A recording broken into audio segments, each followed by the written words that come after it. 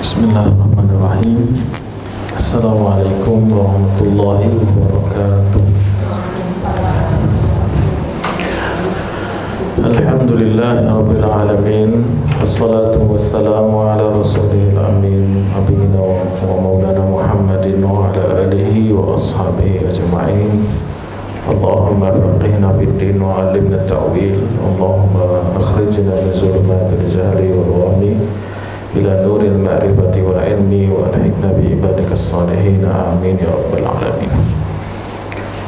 Taqabbalallahu minna wa minkum, taqabbal ya karim, wa ja'alana Allahu wa iyyakum minal 'aidina wal faizin. Saya ucapkan kepada Bapak Ibu mohon maaf lahir dan batin. Semoga ibadah Ramadan kita kemarin diterima oleh Allah Subhanahu wa taala. Amin ya rabbal alamin. Bersyukur kita kepada Allah hingga saat ini diberikan kemudahan-kemudahan, nikmat zahir maupun nikmat batin yang kita sadari maupun yang tidak kita sadari, semua karena Allah Subhanahu wa taala. Shalawat salam pada Rasulullah Muhammad sallallahu alaihi wasallam. Jujur saya agak kaget pengajian cepat mulai di SPH ni ya. Ambo sedang di kampung buat kerja tadi pagi sebelum subuh ke Siko. Karena memang pentingnya persoalan ilmu agama ini, mawarid ini. Mudah-mudahan yang yang hadir di sini semuanya mendapatkan pahala yang besar sisi Allah Subhanahu wa taala. Amin ya rabbal alamin. Kita mulai majelis kita dengan mengharapkan ridha Allah karena Allah dan membaca basmalah. Bismillahirrahmanirrahim. Pertemuan kedua mengenai fikih mawarith. Pertemuan lalu kita sudah sampaikan muqaddimah, pendahuluan dan membahas tentang wasiat. Ya, wasiat itu merupakan syariat Islam yang mana sudah kita bahas. Ada wasiat yang wajib, ada wasiat yang sunnah, dan ada wasiat yang haram. Adapun wasiat yang haram tidak boleh dilaksanakan meskipun yang berwasiat itu orang tua kita sendiri. Nanti kalau bapak mati dibakar, jangan dikubur kata bapak. Itu wasiatnya wajib kita laksanakan? Tidak boleh. Ya, ada wasiat yang berkaitan dengan harta. Nanti kalau ibu meninggal bagi rata, boleh tak gitu? Tidak boleh. Kenapa? Karena bertentangan dengan ayat Allah Subhanahu wa taala. Jadi makanya saya agak cerewet ya, kalau Bapak Ibu yang membuat wasiat, jangan wasiat sendiri. Tapi berwasiatlah ya, lalu validasi dulu. Begitu. Jangan mati dulu, tulis wasiat. Usahawan jangan mati dulu. Ya. Sebelum divalidasi. Kalau kita nulis wasiat, menyampaikan wasiat, tanya dulu, Ustaz, Buya, ya, betul enggak wasiat? Betul enggak wasiat saya ini? Kalau betul, cik Ustaz, mantap, lanjutkan Bapak Ibu. Boleh meninggal sudah. Gitu ya. Karena apa? Wasiatnya sudah valid dan benar gitu ya. Kalau wasiatnya tidak benar, ini yang menjadi banyak masalah. Ini yang memicu perang dunia ketiga, ya. Ini yang memicu konflik di antara anak-anak, cucu dan lain sebagainya. Ya. Kemudian setelah wasiat kita masuk sekarang mengenai rukun waris, ya, atau apa saja yang disebut dengan rukun waris. Ya. Yang pertama adalah hidupnya orang yang punya harta, meninggalnya orang yang punya harta tersebut, ya, meninggalnya al-muwarris. Jadi tidak ada namanya warisan kecuali telah meninggal orang yang punya harta tersebut. Kalau orang masih hidup, ya dilihat, kalau hidupnya masih normal, tidak ada gejala akan meninggal dunia, maka dia boleh berhibah. Jadi pas lebaran ini ada kadang orang tua, anak kumpul semua, bapak mau bagi warisan katanya. Padahal bapaknya masih hidup. Itu namanya bukan bagi warisan, itu namanya hibah. Ya. Kalau orangnya masih hidup namanya hibah. Ya. Kalau orangnya sudah sakit keras, ya, nafasnya sudah payah gitu kan, sudah kata dokter tidak lama lagi. Berarti dia tidak boleh juga berhibah, yang bisa hanyalah berwasiat. Namun wasiat sekali lagi tidak boleh kepada ahli waris. Fala wasiyata li warisin, tidak boleh berwasiat kepada ahli waris. Itu yang pertama. Yang kedua, hidupnya ahli waris. Hidupnya ahli waris ketika meninggalnya sang pewaris. Ya, ini syaratnya. Jadi kalau ditanya, kalau misalnya ada orang punya anak 3, bapak fulan punya anak 3, bapak ini kaya raya, punya harta. Nah, meninggal anaknya pertama, sedangkan dia masih hidup ya. Anak pertama meninggal, anak kedua meninggal, dia masih hidup si kakek ini, si fulan ini. Ketika si fulan meninggal, siapa ahli warisnya? Ya anaknya yang terakhir saja. Anaknya pertama dan kedua, karena sudah meninggal duluan dibanding si kakek ini, si fulan ini, maka yang menjadi ahli waris hanyalah anak yang hidup. Nah, jadi patokannya itu adalah ahli waris itu adalah mereka yang hidup di saat mewarisnya meninggal dunia, walaupun selisihnya 1 menit, walaupun selisihnya 1 jam, walaupun selisihnya setengah hari. Ya, meninggal suami pagi hari, istri masih hidup. Ya, itu kejadian tuh pernah ada seorang ustadz di Jawa, salah kalau tidak salah ya, istrinya meninggal ba'da subuh. Ya, ba'da sholat subuh meninggal istrinya.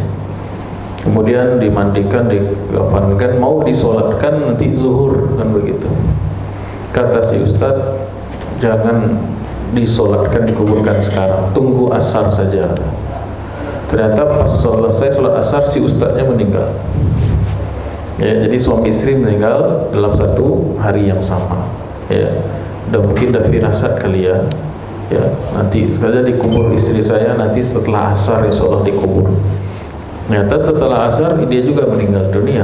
Berarti selisihnya cuma 12 jam kurang lebih ya, kurang dari 24 jam, kurang dari sehari. Maka kalau dari sisi ilmu waris, ketika istrinya meninggal ba'da sholat subuh, dia punya ahli waris sendiri, daftar ahli waris sendiri, termasuk suami di dalamnya.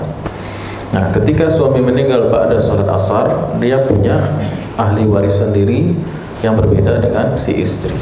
Ya, baik. Jadi walaupun selisihnya sedikit saja, tetapi ahli waris itu berbeda, itu atau ditentukan oleh status kehidupan ketika mewaris, siapa yang warisnya meninggal dunia. Yang ketiga, tentu saja rukun waris yang ketiga adanya harta yang diwariskan. Ya, syaratnya memang 1 harta milik si pewaris atau yang punya harta tadi itu memang punya dia. Hartanya kan macam-macam Bapak Ibu. Ada harta yang 100% milik si mewaris. Ada harta bersama. Ada harta yang sepertinya milik dia tapi bukan. Nah, ini. Maka di antara persoalan yang susah ketika kita selesaikan urusan waris ini adalah orang meninggal nggak jelas hartanya yang mana dan statusnya gitu. Itu yang paling saya temukan sering sekali itu. Ya, harusnya sebelum meninggal tuh harta tuh harus fix, jelas ya. Kalau kebanyakan yang saya temukan tuh harta tidak jelas. Baik tidak jelas mana saja jumlahnya, status kepemilikannya, surat menyuratnya tidak jelas. Ya, abu-abu semua. Maka sulit kita membagi waris. Kalau sulit membagi waris artinya kita berbuat zalim. Ya, karena ada hak orang yang mungkin tidak dapat, yang bisa dilakukan mungkin asumsi saja lagi. Ya, baik. Jadi kalau misal harta sendiri, ya misalnya seseorang yang punya harta yang punya dia sendiri, tidak ada bercampur dengan kepemilikan orang lain. Ya misalnya saya beli tanah, beli rumah, beli mobil, ya sudah itu punya saya, kan begitu. Nah, tapi kalau yang repot itu kalau harta bersama suami istri gitu ya, atau sesama saudara, beli ruko, beli tanah, ya, beli benda ya, atau suratnya punya siapa ya, surat atas nama siapa, yang punya siapa, itu juga repot itu ya. Nah, biasanya kalau sudah abu-abu begini dah tidak jelas, namanya ada saja pihak yang memancing dalam air keruh, kan begitu. diklaim nanti, oh ini surat atas nama saya, punya saya, kan begitu, padahal bukan punya dia, padahal itu seharusnya jadi waris, dia klaim, kan begitu. Nah, jadi ada juga harta yang, jadi kalau suami istri harta itu bersama, jelaskan berapa kebersamaannya. Ya, misalnya rumah sama-sama dibangun, ya sudah berarti 50-50, kan begitu. Jelaskan kepada anak-anak itu, jangan semuanya jadi serba tidak jelas. Ya, kemudian contohnya yang jadi pelik itu contoh gini, ada seorang bapak suka beli tanah, ya, dan dia punya anak 2. Anaknya ini selisih umurnya cuma jauh, ya, anak pertama dan kedua lumayan jauh. Anak pertama ini, kakak ini, dia wirausahawan juga, wirausahawan, bisnismen. Nah, akhirnya dia punya uang, bapaknya suka beli tanah, join dengan bapaknya. Nah, itu ada tanah bagus, kita beli berdua lah, bapak kurang duitnya, ya, sawit misalnya, lahan gitu. Akhirnya beli berdua, surat atas nama bapak, padahal punya berdua nih, ya. Nah, ketika meninggal si bapak, apa yang terjadi? Bagi waris kan? Nah, sementara surat-suratnya itu di antara tanah dan lahan sawit bapaknya itu ada yang join dengan abangnya sendiri, yang adik. Akhirnya apa? Si adik bilang, ini bagi warisan bang. Oh enggak, ini tidak bisa bagi warisan, ini punya abang setengah katanya. Padahal abangnya benar gitu. Dikira abangnya mengambil, mengada-ngada, kan begitu. Nah, itu yang menyebabkan persaudaraan rusak. Kenapa? Harta tidak jelas. Harusnya kan wasiat. Nah, ini ada tanah-tanah bapak yang join sama abangmu, gitu kan? Nah, makanya pentingnya berwasiat.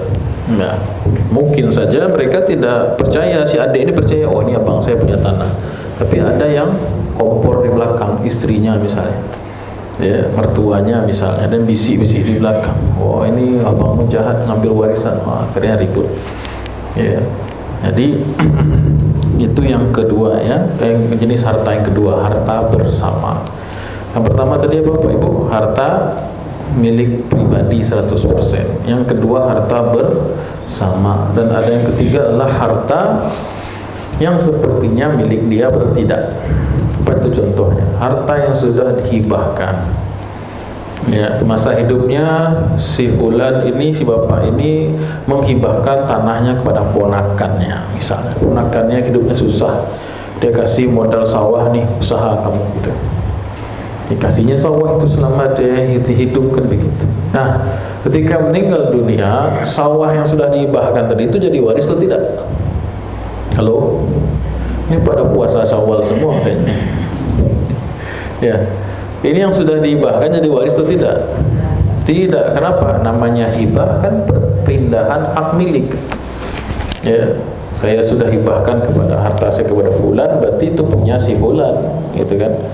Nah, itu jadi kadang-kadang karena kerakusan, gitu kan, si ahli waris ini dia ambil juga hibah itu harta yang sudah dihibahkan tersebut, ya.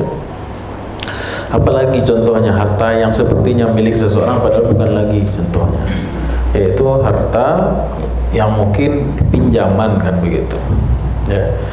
Nah, jadi seperti ini banyak di Minangkabau itu seperti sawah pusako tinggi, ladang atau tanah atau rumah pusako tinggi. Nah, itu kan pusako tinggi tidak bisa dimiliki, dia boleh dipakai sampai kapan boleh dipakai, tapi tidak bisa, bukan hak milik seseorang.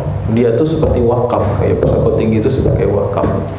Ya, kalau pusako tinggi tidak bisa dijadikan objek waris. Kenapa? Karena memang bukan milik ibu itu. Yaitu harta kaum yang nanti diserahkan lagi setelah ibu itu meninggal ke anak perempuannya. Kalau tidak punya anak perempuan, ke saudara perempuannya lagi yang lain, atau anak saudara perempuannya, kan begitu. Ya, jadi kadang itu ada mama yang megang surat misalnya, atau megang satu tanah dijualnya, padahal bukan milik dia. Disangka itu warisan kali. Ya, terus apalagi harta yang sepertinya milik seseorang, seperti apa ya contohnya, ya, harta yang ini banyak juga nih, yang sebenarnya itu bukan harta dia, cuman dia karena sudah lama memegang harta itu dikira punya dia. Nah, di Minangkabau atau banyak di daerah lain juga itu contohnya pagangan sawah, pagangan tanah, ya. Karena banyak yang mempraktikkan itu di desa-desa, ya, orang minjam duit ke dia. Bu, pinjam, ibu kan banyak galang, ibu orang kaya, pinjamlah bu piting berapa? 20 gram aja, 20 gram emas. Ya terlalu sedikit ya. 100 gram lah, 100 gram emas. Apa jaminannya? Nih sawah saya. Akhirnya diserahkan sawahnya itu. Nah, kebiasaan di sini kadang-kadang meminjam uang dengan jaminan sawah tadi itu, ya. Itu tidak masalah sebenarnya. Kita minjam duit, orang khawatir nggak bisa kita ganti duitnya itu, maka kita menggadaikan sesuatu jadi sebagai jaminan gitu. Sampai di sini ada masalah. Masalahnya muncul ketika mereka bersepakat manfaatkanlah sawah itu. Akhirnya si kreditur atau orang yang meminjamkan ini, ya, orang yang meminjamkan emas tadi 100 gram tadi itu memakan hasil sawah tadi itu, berarti itu riba, kan begitu. Kullu naf'in kullu qardin jarra manfaatun fa huwa riba. Setiap, ya, suatu pinjaman yang menghasilkan manfaat yang disepakati, maka itulah riba, ya. Kemudian karena orang itu tidak juga bisa menebus sawahnya, ya tidak menebus sawahnya atau tidak bisa mengganti uang 100 gram emas tadi itu, maka sudah bertahun-tahun akhirnya dia merasa ini sawah dia, kan begitu. Akhirnya ya sudah, nanti anaknya dia meninggal, anaknya tidak tahu itu, dikira itu sawah ibunya, padahal bukan, padahal itu adalah sawah orang yang tergadai. Nah itu. Nah, jadi harta itu macam-macam Bapak Ibu, ya. Ada harta yang memang milik seseorang 100%, ada harta bersama, dan ada harta yang sepertinya milik dia padahal bukan. Nah, ini harta ini memang ujian dari Allah Subhanahu wa taala, bisa tidak kita dudukkan dan jelaskan statusnya kepada ahli waris, ya. Baik. Sekarang kalau kriteria harta yang bisa diwariskan berikutnya ialah harta yang memang halal. Kalau harta seorang itu haram, maka dia tidak bisa diwariskan, ya. Jadi harus dibersihkan, ya. Seseorang kalau mau meninggal dunia ini, Bapak Ibu, ada 4 hal yang harus dia bersihkan. Siap-siap beres-beres sebelum pulang kampung, naik kampung akhirat maksudnya. Ada 4 hal, ya, tanda tahu ajal. Yang pertama yang harus dibersihkan itu adalah badan, jasad. Nah, ini ditolong biasanya sama kongsi kematian, ya kan begitu. Mandikan, dikafankan, disolatkan dan dikubur, doakan. Tuh. Jadi kalau soal badan bersih, nanti ada yang bantu, ya. Nggak bisa kita kerjakan sendiri, udah meninggal, kan begitu. Yang kedua, bersih akidah. Nah, jadi jangan ada orang Islam yang meninggal tapi masih berkaitan dengan alam supranatural, ya. Masih ada yang berbisnis dengan setan, ada yang pakai susu lah namanya, masih pakai jimat-jimat, masih masih sering berkonsultasi kepada dukun dan lain sebagainya, ya, karena ingin usahanya maju atau karena dengki sama orang. Akhirnya orang di UPN istilahnya, atau disantet sihir dan lain sebagainya, tenung. Maka yang begini-gini ini sebenarnya tidak ada, karena bahaya Bapak Ibu, ya. Allah tuh akan mengampuni dosa selain syirik, meskipun orang itu tidak bertobat, ada kemungkinan diampuni oleh Allah. Wa yaghfiru ma duna dzalika liman yasha. Dan Allah mengampuni dosa selain syirik bagi orang yang mati meskipun dia belum bertobat. Ada chance-nya, ada peluang, ada orang itu masih dimaafkan Allah. Tapi kalau yang berhubungan dengan kesyirikan, nah, aduh. Innallaha la yaghfiru an yushraka bihi. Allah tidak mengampuni orang yang mati lupa tobat dari syirik. 1, 2. Yang ketiga, tadi bersih badan, pakaian, ya. Bersih apa lagi? Bersih akidah dari kesyirikan. Yang ketiga, bersih hati dari segala penyakit-penyakit hati, hasad, dengki, ujub, takabur, dunia, amarah, dendam. Ini harus nggak ada, ini harusnya sudah bersih dari hal itu semua sebelum wafat. Yang keempat, ini yang susah, ini jadi topik pembicaraan kita nih, bersih harta. Nah, ya, bersih harta ini yang paling banyak ilmunya ini. Jadi kalau ada orang meninggal dunia, hartanya bersih, insya Allah ya sudah berpeluang dia meninggal dalam husnul khatimah. Tapi kalau dia meninggal dalam keadaan hartanya masih berkait-kait dengan orang, misalnya utang gitu ya. Ya kan sudah pernah kita bahas pertemuan sebelumnya. Orang meninggal tuh masih ada trouble masalah hutang, itu bahaya. Ya Nabi aja tidak mau menyolatkan orang yang masih ada hutang. Ya minimal sekali sebelum wafat dia ngomong ke ahli waris. Nah, bapak ada hutang ke si Anu, sekian jumlahnya, bayarkan. Nah, ibu ada hutang ada si Anu, bayarkan. Nah, minimal dia ngomong begitu. Walhasil nanti pembagian waris tidak terjadi kecuali setelah dilunasi hutangnya. Nah, masalahnya kan mati nggak ngomong, ini masalahnya mati aja gitu. Sementara dia ada hutang, ya ini jadi masalah. Ya. Atau berkaitan dengan harta yang haram tadi itu ialah orang meninggal dunia sementara hartanya belum dibersihkan. Ya, dibersihkan, harusnya dibersihkan dulu itu. Jadi harta haram itu memang tidak bisa diapa-apakan Bapak Ibu ya. Tidak bisa dijual beli, tidak bisa dijadikan investasi, tidak bisa dimanfaatkan sebagai benda konsumtif, tidak bisa dimakan, diminum, dipakai dan lain sebagainya, dan juga tidak bisa diinfakkan, tidak bisa. Kopiti haram infak aja lah, tidak bisa. Apalagi dijadikan sebagai bangun masjid, tidak bisa. Untuk apa? Untuk naik haji misalnya, haramnya 10 miliar, potong 2,5% zakat, tidak bisa. Atau digunakan untuk umroh, tidak bisa. Jihad di jalan Allah, tidak bisa. Harta haram itu tidak bisa diapa-apain kecuali dilepaskan. Dilepaskan itu maksudnya apa? Dikembalikan kepada pemiliknya. Kalau tidak diketahui pemiliknya lagi, kepada ahli warisnya. Kalau tidak bisa ditelusuri lagi, misalnya dana umum, misalnya dana umat, dana masyarakat, maka dibelanjakan untuk kepentingan umum. Bangun jembatan, bangun perbaikan jalan dan lain, pokoknya fasilitas umum. Itulah harta haram, tidak bisa diapa-apain kecuali dilepaskan, diriliskan begitu. Nah, kalau ada orang meninggal dunia lalu dia punya harta haram, sebelum meninggal dia harus dibersihkan. Kalau tidak sempat ketika mau meninggal ada berwasiat, nak bapak punya uang di rekening 2 miliar, senang kan anaknya gitu kan, banyak juga warisan bapak saya gitu kan, tapi setengahnya haram tuh ya bapak ya.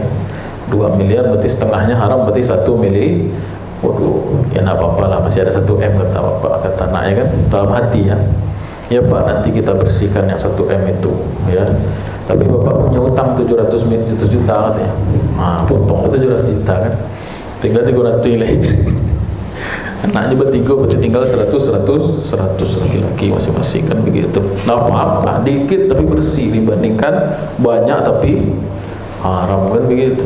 Nah, biarlah setitik tapi janiah daripada salawi tapi kotor begitu. Nah, dia ngambil berkah insyaallah. Baik, itu mengenai harta warisan. Ya, harta haram ini ada 2 macam ya Pak Ibu. Ada haram zat dan ada haram sifat. Haram zat itu macam daging babi kan gitu. Misalnya ada orang di Selandia Baru, di Australia, orang bule lah gitu ya, baru masuk Islam, dia punya peternak sapi, ternak kambing, ternak babi kan begitu. Baru syahadat, setelah syahadat meninggal kan begitu. Akan jadi waris tuh. Ternak sapi jadi waris, ternak kambing jadi waris, ternak domba jadi waris. Ya, ternak babi jadi enggak bisa jadi waris. Kaman Ustaz, buang kalawi. Nah gitu ya. Yang babi itu tidak bisa diwariskan. Kenapa? Dia haram. Haramnya apa? Zatnya haram. Gitu ya. Atau misalnya ada orang yang punya usahanya bikin sake atau bikin minuman keras, whisky atau semacam minuman keras lah, khamar ya jenisnya gitu ya. Terus kalau dia mau mati misalnya, kan mahal tuh Ustaz, misalnya berdrum-drum itunya, simpanan whiskynya. Terus bisa diwariskan? Tidak bisa. Terus dia pahit, dibuang. Tidak bisa apa-apa. Namanya haram zat itu dibuang saja. tidak bisa dia papai. Ya. Nah, ada orang misalnya dia punya ladang opium. Gimana tuh Pak Ibu? Halo? Misalnya ada orang kaya dan usaha di antaranya adalah punya ladang opium. Di Afghanistan tuh banyak punya ladang opium tuh. Nah, gimana tuh? Jadi waris atau tidak? Hah? Jadi waris atau tidak, Ibu? Pertanyaan saya, jadi waris atau tidak? Tunggu dulu, opiumnya buat apa dulu? Nah, kalau opiumnya didistribusikan untuk obat, ya, untuk anestesi, untuk bius, segala macam, maka itu halal. Kan penggunaannya untuk obat-obatan, kesehatan, untuk medis, boleh enggak? Halo? Nah, ini banyakkan makan kacang tuh jin atau apa? Boleh ya? Tapi kalau opiumnya dijual ke bandar-bandar, ke kartel, ya, narkoba, nah, baru itu tidak boleh. Nah, jadi ada rincian, Bapak Ibu ya. Tidak semua benda yang haram, ya, tidak semua benda yang disangka haram itu haram. Ya. Baik. Sampai sini ada pertanyaan, silakan. Nah, kita sekarang bahas, kalau tidak ada kita bahas pembagian ahli waris. Ahli waris itu ada 22, ya. Kita sebut saja ahli waris kaum laki-laki dan kaum perempuan. Nah, karena itu ada pembagiannya dalam surat An-Nisa. Lirrijali nasibun mimma tarakal walidani wal aqrabun walin nisa, gitu kan. Dan bagi kaum laki-laki ada hak warisnya, dan bagi kaum perempuan ada hak warisnya. Nah, kaum perempuan itu siapa saja? Kaum perempuan ini disebut nisa, tapi kalau dalam ilmu waris biasanya disebut dengan apa istilahnya ashabul furud, istilahnya. Itu istilah saja, ashabul furud. Kalau terjemahnya itu golongan persenan. Nah, gitu. Karena kaum perempuan tuh biasanya dipatok pakai persen. Ya. Nah, kalau kaum laki-laki disebut kaum asobah. Asobah itu namanya mereka yang mengambil sisa. Nah, jadi itu berdasarkan hadis Nabi itu. Kata Nabi, alhikul faraidha bi ahliha. Kamu kalau bagi waris, kata Nabi, alhiku al-faraidha bi ahliha. Kata Nabi, kalau kamu bagi waris, serahkan dulu bagian persenan. Itu kaum perempuan umumnya, ya, umumnya kaum pedusi. Serahkan yang perempuan ini dulu. Fama baqiya, kalau ada sisa, li aula rajulin zakar. Serahkan kepada laki-laki yang paling dekat dengan mayit. Nah, itu caranya.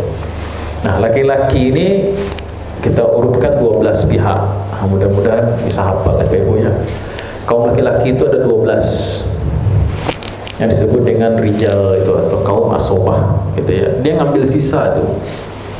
Yang paling makin tinggi angkanya, makin berkemungkinan dapat warisan. Ya. Nah, yang pertama adalah anak laki-laki. Dari mayit, kita patokannya mayit ya. Anak laki-laki. Siapa lagi? Anak laki-laki dari anak laki-laki. Berarti cucu laki-laki. Siapa lagi? Ayah dari mayit, ayah. Siapa lagi? Ayah dari ayah. Berarti alias kakek. Siapa lagi? Saudara laki-laki dari mayit, sekandung, gitu ya. Kemudian siapa lagi? Saudara laki-laki seayah. Siapa lagi? Anak laki-laki dari saudara kandung mayit. Siapa lagi? Anak laki-laki dari saudara seayah mayit. Siapa lagi? Saudara laki-laki seibu mayit. Ya, siapa lagi? Saudaranya ayah mayit yang kandung. Siapa lagi? Alias om ya. Siapa lagi? Saudara ayah mayit yang seayah. Ya, siapa lagi? Maaf, tadi saudara seibu sehilangkan, gak ada itu ya, salah tuh. Ya, terbalik. Ini ke-11 lagi ya. Siapa lagi? Anak laki-laki dari saudara ayah yang sekandung. Siapa lagi? Anak laki-laki dari saudara ayah yang seayah. Bisa diulang? Nah, itu disebut kaum laki-laki. Ya. Jadi yang nomor 1 siapa tadi Pak Ibu? Minimal tahu 3 teratas lah ya. Nah, anak laki-laki mayit. Oh, ini penguasa ini. Anak laki-laki ini bisa dikatakan dia sangat dominan. Ya, kalau si mayit ini ada saudara, agaklah punya saudara 10 laki-laki. Ini mayit ya. Ini mayit. Punya saudara laki-laki 10 orang. Orang tua enggak ada, sudah meninggal kan. Tapi dia punya anak laki-laki 1. Ya, hartanya 10 miliar. Sekarang pertanyaannya, siapa ahli warisnya? Tuh, anak laki-laki. Kenapa? Anak laki-laki nomor 1. Sedangkan saudara tadi nomor berapa? Nomor 5 kan ya? Ya kan? Saudara nomor berapa tadi? Nomor 5 ya. Saudara laki-laki, ayah anak laki-laki, anak laki-laki dan anak laki-laki, ayah, kakek, saudara. Saudara kandung ini nomor 5 dia. Pangkatnya jauh nih, 1 dengan 5. Ya, begitu juga misalnya dia punya cucu laki-laki, anak laki-laki sudah meninggal. Si kakek punya anak laki-laki yang punya anak laki-laki. Kakek anak laki-laki sudah meninggal. Kakek ini meninggal, warisannya kemana? Ke cucu. Saudara minggir. Kenapa? Dia nomor 2 ya. Pangkatnya tinggi sekali itu. Anak laki-laki itu. Bahkan Bapak Ibu, meskipun anak laki-laki ini masih dalam janin. Ya, masih dalam janin. Misalnya ada seorang kaya raya, dia punya harta, kemudian tapi masih bujang, nikah dia dengan seorang perempuan, gitu kan? Ya dong, usah nikah sama laki-laki, kan itu. Ketika nikah, langsung perempuan ini hamil. Masuk usia 4 bulan kandungan, periksa di SPH. Ternyata anaknya laki-laki, kata dokter. Selamat Bapak Ibu, anaknya laki-laki. Janinnya normal, sehat, kan begitu. Ini hartanya ada 100 miliar. Si laki-laki ini, bapak ini. Dia punya saudara laki-laki 1 orang. Saudara kandung ya. Halo? Kebayang ya? Dia punya saudara laki-laki 1 orang. Ya, nah, terjadi kecelakaan. Si bapak ini bawa mobil sendirian. Dibawa ke IGD. Ternyata sekarat, akhirnya meninggal dunia. Pertanyaan saya, hartanya 100 miliar itu kemana? Kemana Pak Ibu?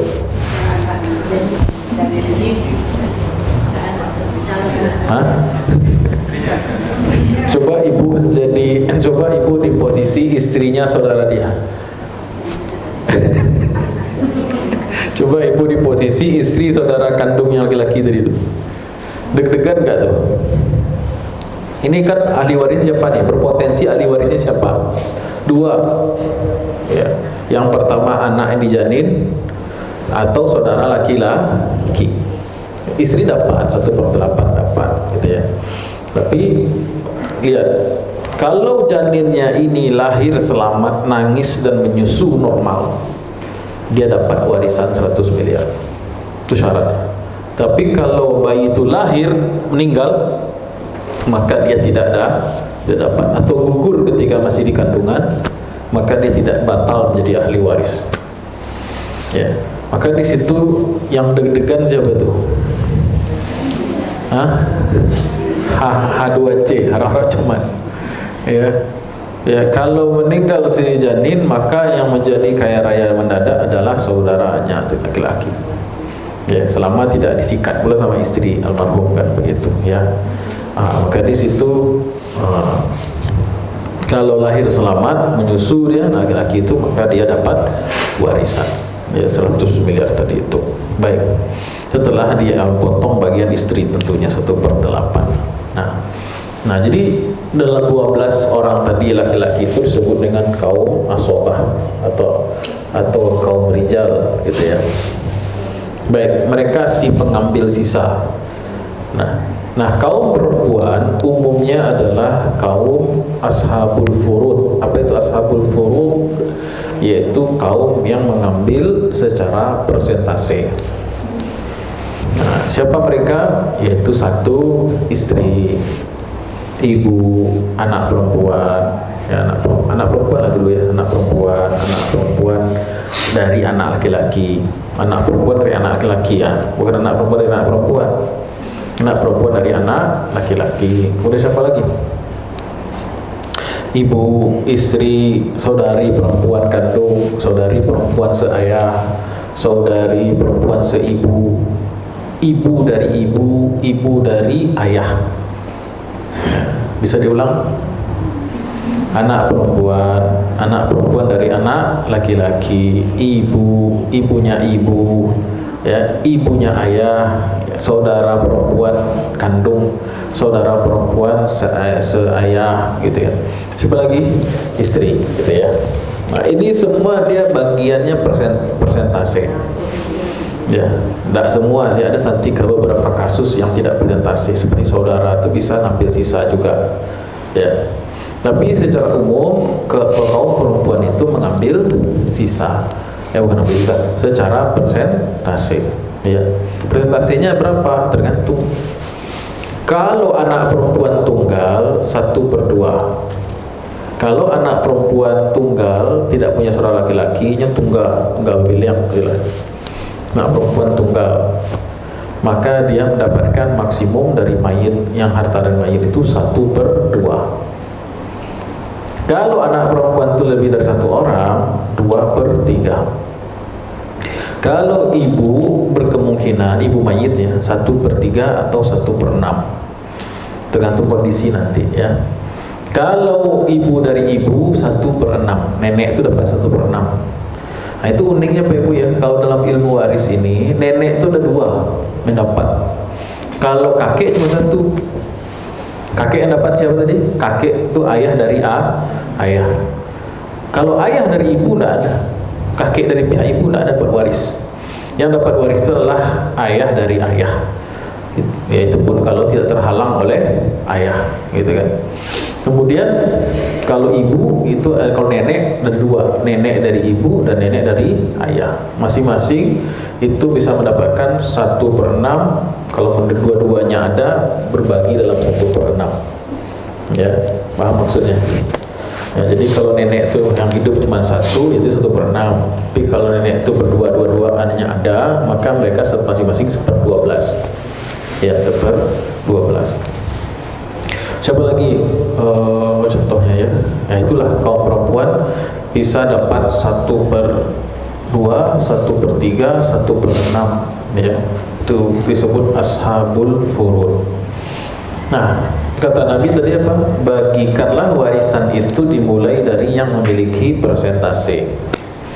Yang tersisa barulah kepada laki-laki yang ada, yang paling dekat dengan mayit. Saya kasih contoh sekarang.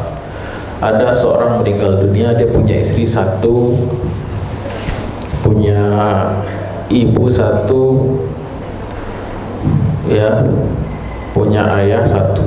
Ya iyalah ya, ayah 1, ibu 1, istri 1. Sekarang tidak punya anak, belum punya anak. Pertanyaan saya, gimana tuh bagi warisnya? Siapa yang dapat warisan?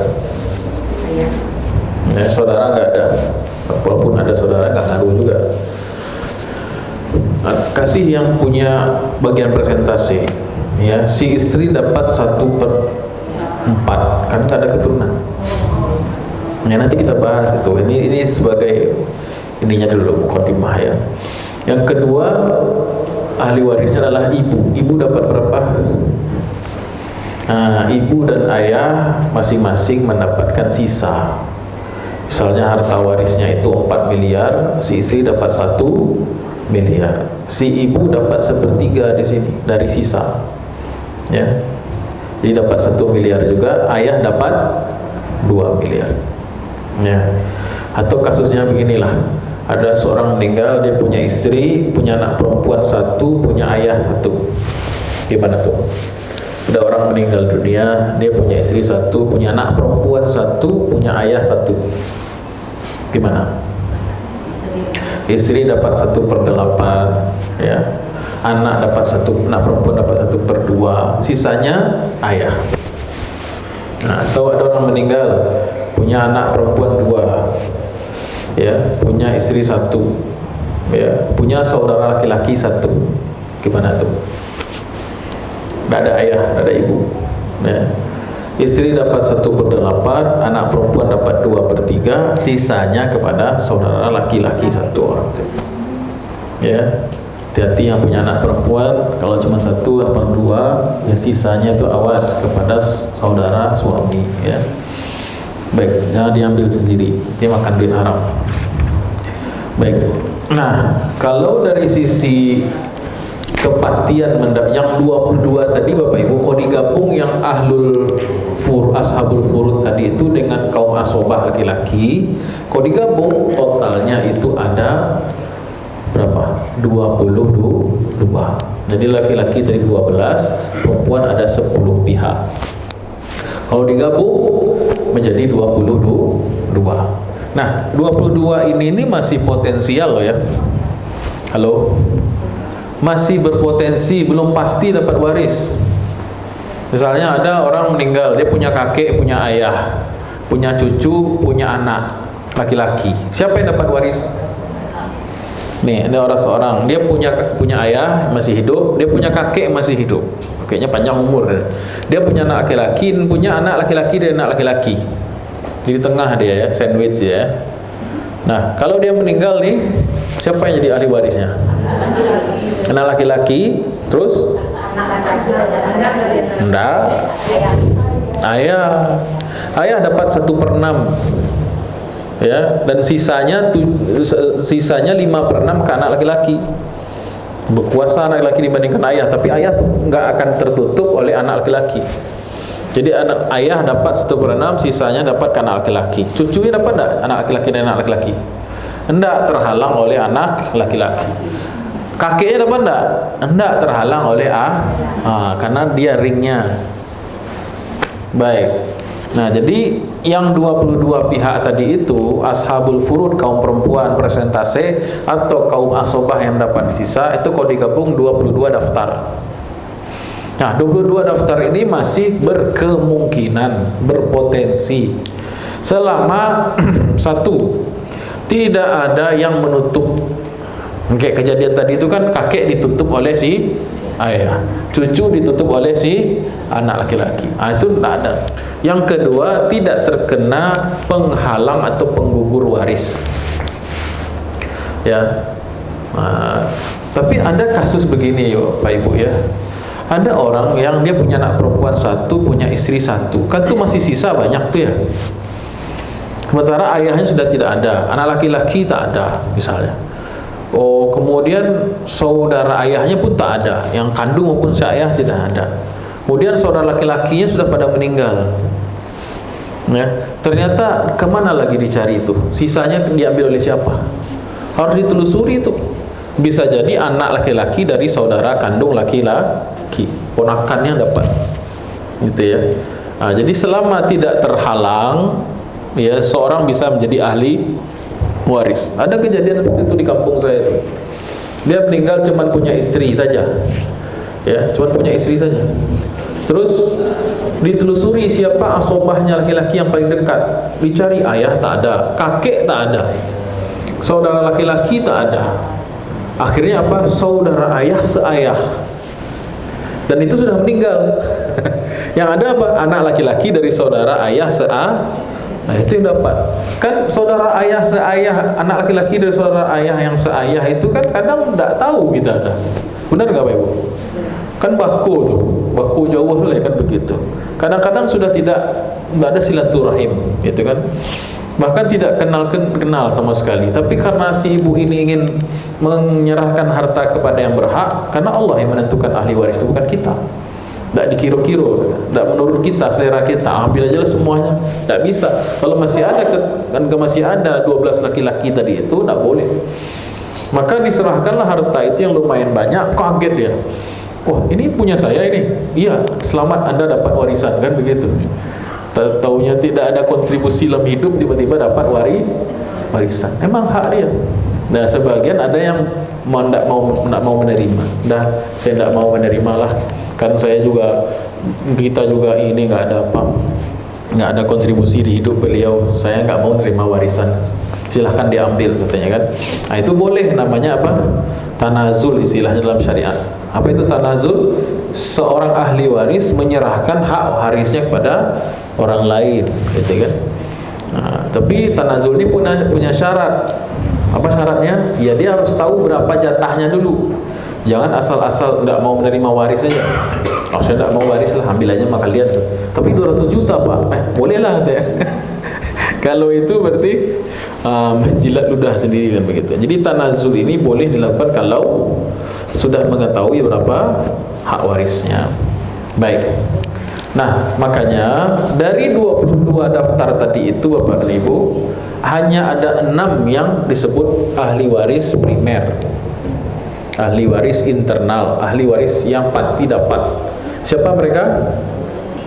Halo? Anak laki-laki, anak perempuan, ayah, ibu, suami, istri.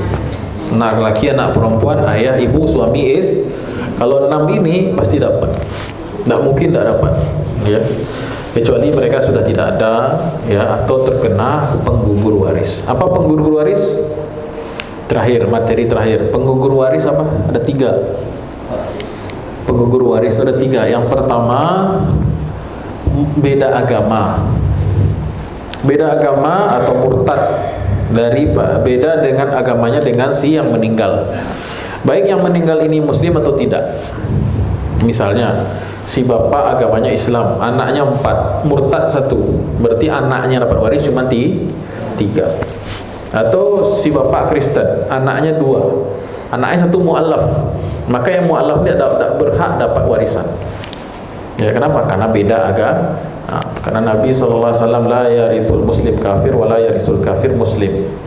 Karena dia tidak mengawarisi dan saling tidak semua warisi orang Islam kepada orang kafir. Dalam hadis lain, la yatawarasu ahlul millati syatta. Orang yang beda agama tidak boleh saling waris. Kalau mau wasiat, kalau begitu. Itu satu, beda agama tidak bisa menjadikan akad waris terjadi dalam Islam, ya. Baik, jadi kalau ada seorang ibu muslimah punya anak 3, ya, anaknya tadinya muslim tapi karena salah pergaulan, ya, salah tontonan, ya, salah pergaulan, ya, mungkin di luar negeri, murtad anaknya 2. Ya, yang masih muslim berapa orang? 1 orang. Nah, ketika si ibu meninggal, ya, tidak ada berwasiat ke anak pertama, yang kedua yang murtad, karena ibu sudah marah kan begitu. Ya.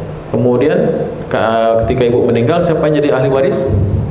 Anaknya yang masih muslim. Alhamdulillah. Murtadlah kalian, kata anak yang bertiga itu kan. Saya dapat waris semua katanya. Kenapa? Karena tidak, penggugur waris yang pertama adalah beda agama. Yang kedua, penggugur waris yang kedua adalah pembunuhan. Jadi orang yang membunuh mewarisnya itu terhalang dari mendapatkan waris. Misalnya ada anak yang membunuh ibunya punya banyak harta, maka anak yang membunuh ibunya tidak mendapatkan warisan. Laisa lil qatili miras, kata Nabi, tidak ada hak waris bagi pembunuh mewaris, ya. Misalnya ada seorang anak laki-laki membunuh bapaknya, alamun apa aku mati gitu kan, disuntik pakai racun gitu kan, overdosis bapaknya misalnya. Disangka orang dia bapaknya pemakai narkoba, overdosis, padahal diracun oleh anak sendiri. Kalau ketahuan apa polisi, atau dia tidak ketahuan sekalipun, kalau dia ngambil warisan, dia makan harta haram. Baik, yang ketiga, penggugur waris yang ketiga adalah perbudakan. Teman zaman sekarang sudah tidak ada. Ya, misalnya si bapaknya orang merdeka, punya anak 3, karena perang, terjadi peperangan, anaknya prajurit, disandera, akhirnya anaknya jadi budak, dilawan kan begitu. Maka anaknya yang berstatus budak tidak mendapatkan warisan, ya. Baik, karena budak tidak punya hak kepemilikan harta. Harta budak akan kembali, jangankan harta, dia aja bukan milik dia. Nah, kalau pembahasan budak ini panjang, dan zaman sekarang tidak terjadi, mungkin di zaman Imam Mahdi nanti mulai terjadi lagi.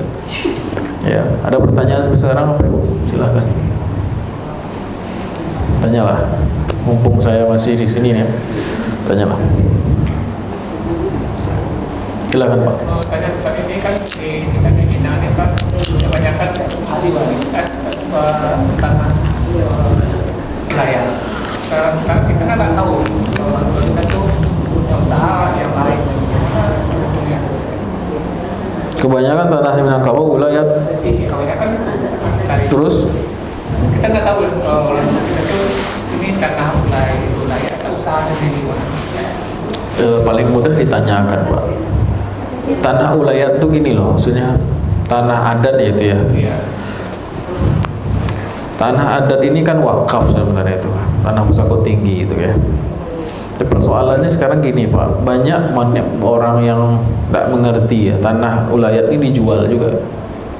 Kita sebagai pembeli tanah itu, apakah kita sah jual belinya sah-sah saja? Karena kita tidak tahu. Kecuali kita tahu kan begitu, ini tanah pusako tinggi. Nah, kita artinya kita ta'awun 'alal ismi wal udwan kan, saling tolong menolong dalam dosa dan permusuhan. Nah, kalau kita tidak tahu maka akadnya sah, harta itu punya kita kan begitu. Maka makanya penting dia ditanyakan kepada keluarga, orang tua, apakah ini tanah pusako tinggi atau tanah pencarian sendiri. Kalau pencarian sendiri berarti jadi waris, pusako tinggi tidak menjadi waris. Itu kira-kira Pak. Baik, ada lagi Pak? Ustaz. Salam. Tadi awal Ustaz menyampaikan bahwa waris itu kalau saya lihat masih ada utang, lalu kita harus diselesaikan dulu. Ya. Lalu sisa itu akan dibagi sesuai dengan hasilnya. Nah, itu jatuhnya jadi haram nggak warisan itu kalau seandainya dia anak itu tidak menyelesaikan hak orang tua. Nah, terus yang kedua, untuk pengaman bagi si yang meninggal, itu kan apakah dibuat wasiat atau gimana? Bisa jadi kan ayahnya mau cukup banyak uang, depan mungkin saya banyak juga. Yeah. Nah, tapi kan nama dengan harta ini belum juga si anak ini bisa sanggup menyelesaikan utang orang tuanya.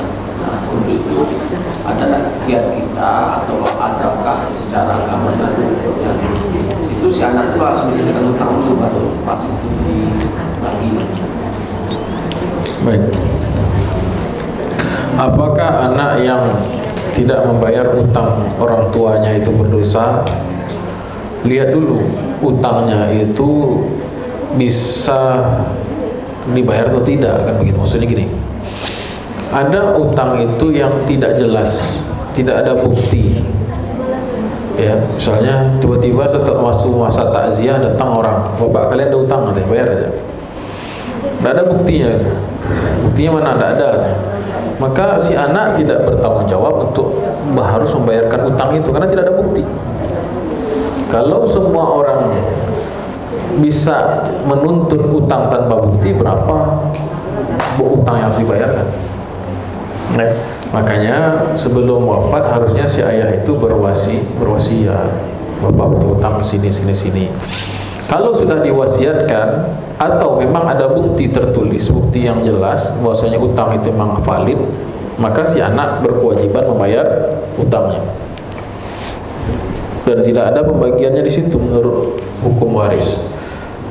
Anak laki sekian, anak perempuan tidak ada. Siapapun yang bisa membayarkan utang mayit, ya, bahkan di luar ahli waris pun silahkan. Ya, misalnya ada orang mau dikuburkan, ada utang, itu ahli warisnya miskin misalnya, ya, tidak mau membayarkan, atau ada orang yang mau membayarkan, sah, boleh saja, gitu ya. Tapi yang jelas sekali itu tidak boleh seseorang membagi warisan sebelum utangnya dilunasi. Mudah-mudahan ada sisa, kan begitu. Ya, ada baru sepekan yang lalu saya bagi waris itu ada harta warisannya 2,6 miliar. Utangnya cuma 7 juta salah. Kan kecil lah itu dibandingkan 2,5 M dengan 6 juta itu kan kecil sekali. Nah, itu bagus. Yang repot itu kalau minus, kan begitu. Harta warisan 200 juta, utang 500 juta. Nah, ini yang repot, kan begitu. Maka itu kewajiban si ahli waris untuk melunasi. Tapi kalau ada orang membayarkan, ya silahkan aja. Ya, baik. Begitu kira-kira Pak. Ibu, silakan Bu. status anak di luar nikah kalau dapat warisan? Nah, insyaallah sebenarnya ini pembahasan berikutnya nanti insyaallah. Tapi saya spill sedikit lah ya. Anak itu kan udah macam ya, ada anak kandung, anak syar'i ya, dan ada anak non syar'i.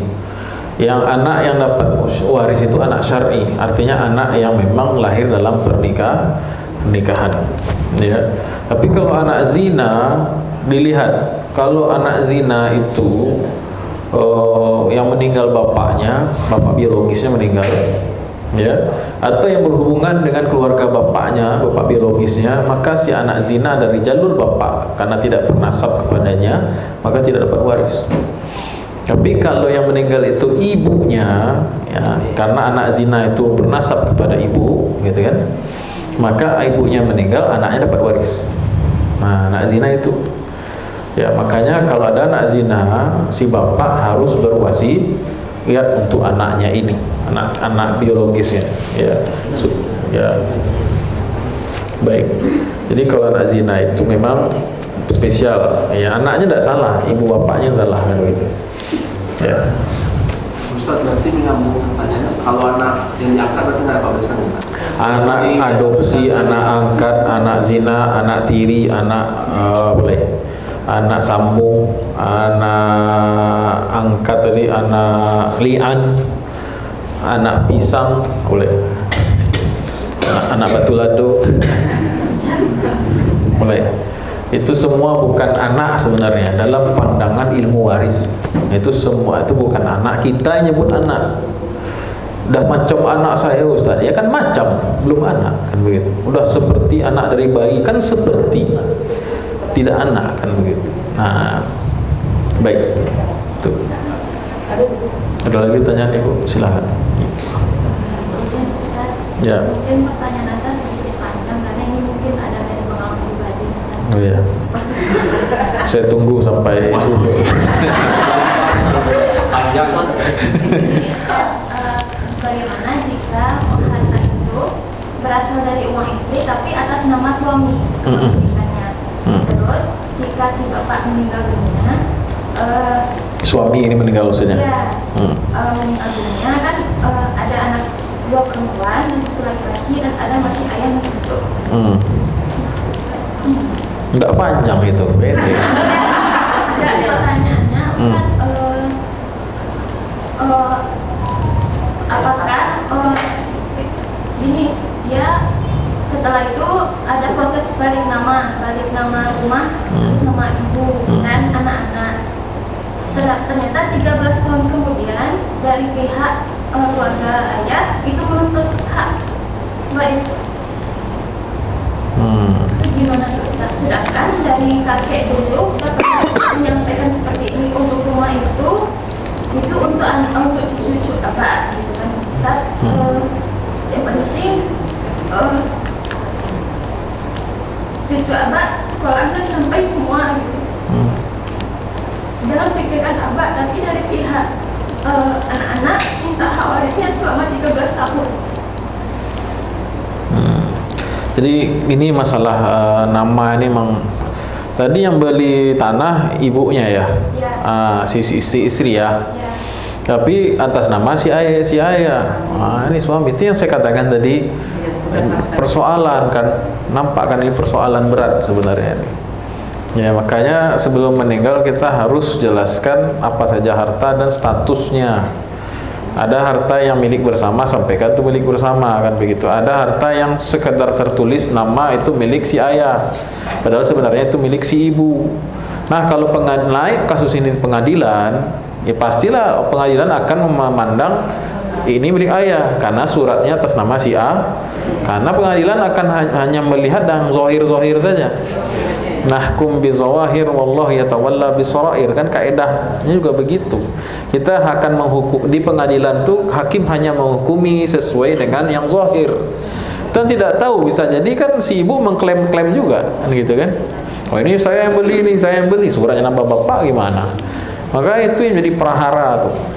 Makanya saya sering mengatakan kalau semua orang bertakwa oke lah gitu. Kalau semua orang bertakwa itu tidak ada masalah gitu. tinggal dia bilang ini punya ibu, ini saya sebagai istri almarhum, tapi suratnya punya bapaknya. Si istrinya memang takut kepada Allah dan keluarga yang mendengar pun takwa kan begitu. Ya selesai masalahnya kan nggak semua orang bertakwa. Ya kan di depan duit Allah hilang kan begitu. Ya kan Allahnya di kemana kan nggak tahu tuh. Nah, jadi sikat aja kan begitu. Nah, jadi ini pelajaran ya. Karena memang sudah sekian banyak kasus saya temukan, memang ini kasus seperti ini memang seperti pelajaran gitu. Surat atas nama siapa, yang punya siapa. Nah, kalau si anak-anak dari bapak tuh nuntut gitu ya, anak-anaknya nuntut ya. Ini tanah bapak kami gitu kan, padahal punya ibu ya. Gimana ceritanya? Ibunya nikah lagi bagaimana? Terus gimana, Bu? Saudara suaminya, oh iya, saudara itu tuh saudara suaminya nuntut karena ini dianggap warisan. Ya, yang datang kepada saya konsultasi itu ada dari pihak saudara suami yang kayak gini juga, dan ada juga yang di pihak istri kan begitu. Nah, jadi kenapa saudara suami ini nuntut? Karena menyangka tanah ini punya saudara dia, gitu kan ya. Tapi kalau si suami istri ini punya anak laki-laki tadi kan, ada anak laki-laki, sebenarnya si saudara nggak dapat. Saudara puasa aja, puasa sunnah gitu kan. Nggak bisa didapat warisan. Kenapa? Hah? Kenapa, Bu? Ada anak laki-laki kok. Laki-laki itu yang pasang badan tuh. Dia ahli waris kuat. Bersama saudara perempuannya dia ahli waris kuat. Ya, tidak akan muncul tidak akan bocor serupiah pun gitu ibaratnya kepada saudara kalau si mayit punya keturunan laki-laki walaupun satu orang. Ya. Bahkan setengah orang masih dijanin gitu ya. Ya. Jadi sebenarnya tidak dipersoalkan itu, Bu. Soalnya seharusnya tidak dipersoalkan itu. Anggaplah pahit-pahitnya itu mengharta si ayah gitu ya. Anggaplah itu surat itu sesuai yang punya bapak gitu. Si saudara juga nggak berhak. Yang menjadi masalah biasanya itu kalau si bapak ini, si suami ini tidak punya anak laki-laki itu biasanya. Pas saudara laki-lakinya lihai melihat peluang kan gitu kan. Ya, lihai melihat peluang gitu kan. Nah, ini kan dia nggak ada anak laki-laki gitu. Masalah warisan ini ajib, Bu. Ada orang yang sholat enggak, puasa enggak, tapi kalau masalah warisan ngerti gitu. Iya kan? Tarang metu kalau pitiho gitu kan. Gitu. Iya.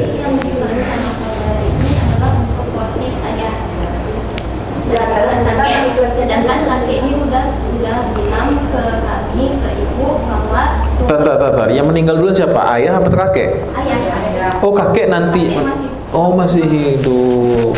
Apa kata? Jadi kakek dapat tuh. Ya, kakek ini pernah bilang kayak gini, Ustaz, yang Ayah punya harta kan? Ayah ini punya harta pasti kan, selain dari tanah tadi itu. rumahnya maksudnya rumah. Oh, rumah ya. Oh, gitu. Jadi kakek ini bilang rumah itu jangan pikirkan beliau kalau ini punya Ustaz. Maksudnya beliau nggak mau dapat warisan. Oh. Yang penting cucunya sekolah. Terus?